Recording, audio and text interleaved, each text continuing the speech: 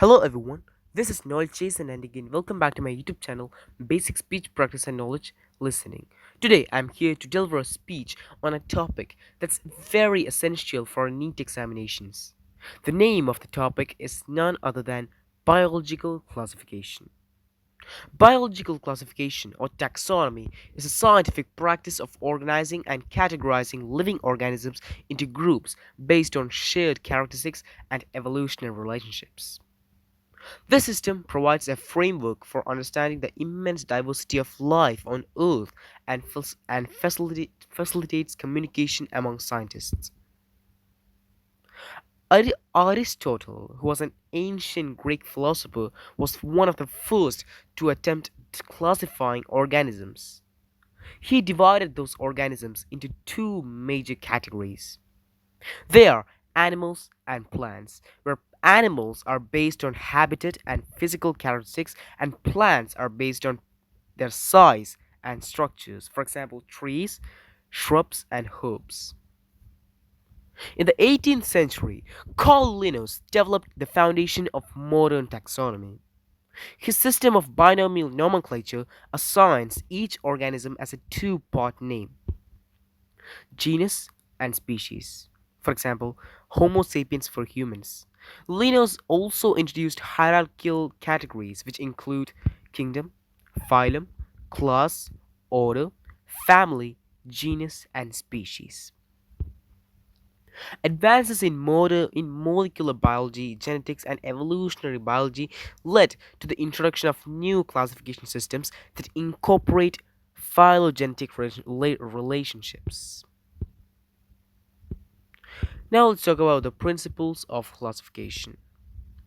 So mainly there are three principles of classification. First is hierarchy of taxa, which is the plural of taxonomy. Then taxonomic ranks and natural versus artificial classification. First, let's talk about hierarchy of taxa. Biological classification that is organized into hierarchical levels, starting from the most inclusive, that is kingdom, to the most specific, which is species. Now, what are taxonomic ranks? Taxonomic ranks are classified into mainly three sections. They are domain, kingdom, and other ranks. Domain is the highest rank that is introduced by Carl Woese in 1990. It includes bacteria, archaea, and eukarya. Kingdom are groups of organisms that are classified into broad categories like Animalia and Plantae. And the other ranks include phylum, class, order, family, genus, and species. Now let's talk about natural versus artificial classification. Artificial classification is based on observable characteristics such as color or habitat, while natural characteristics based on evolutionary relationships and genetic data. So there are various types of systems of classification. There are mainly two kingdom system and the five kingdom system. The two kingdom system was proposed by Linnaeus, which was divided life into animalia and planta.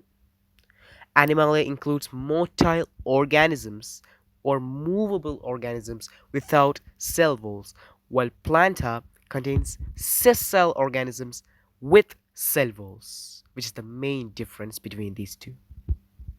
The second system of classification, or the second major system of classification, is the five kingdom system. The five kingdom system was developed by Robert Whittaker. It was developed in 1969. This system is based on cell structure, mode of nutrition, and reproduction. The five kingdoms include Monera, Protista, fungi, planta, and animalia. Monera are simply prokaryotic organisms, for example, bacteria.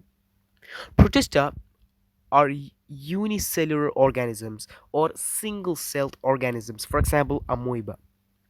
Fungi, they are mainly decomposers with cell walls that are made up of chitin, which is a chemical, for example, mushrooms. Planta are autotrophic organisms with cellulose centrioles, as said before, while Animalia, they are always heterotrophic and motile organisms that mainly lack cell walls. The three domain system was introduced by Carl Woese. It mainly characterizes life into three parts: bacteria, archaea, and eukarya. Bacteria means they are true bacteria. Archaea are ancient prokaryotes with unique biochemistry. Eukarya are organisms with membrane bound nuclei.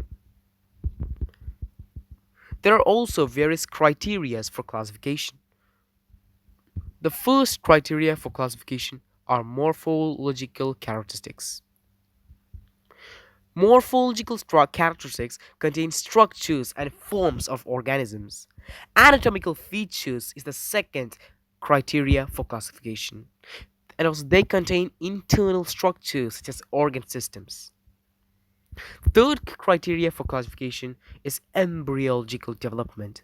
Embryological development is the study of developmental stages of embryo, which is forming from embryo to adult stage. The fourth criteria for classification is molecular data. It contains DNA, RNA, and protein sequences. The fifth criteria for classification is ecological role. It's the habitat and interaction with the environment. Now let's talk about the significance of biological classification or the advantages of biological classification. The first main advantage of biological classification is that it helps us in understanding biodiversity. It helps us catalog and conserve species. The second significance of biological classification is that it provides a universal naming system and a great communication. The third advantage of biological classification is that they provide evolutionary relationships and it reveals connections among species. The fourth major advantage of biological classification is that they enable prediction of characteristics that are based on classification, or they enable a predictive value.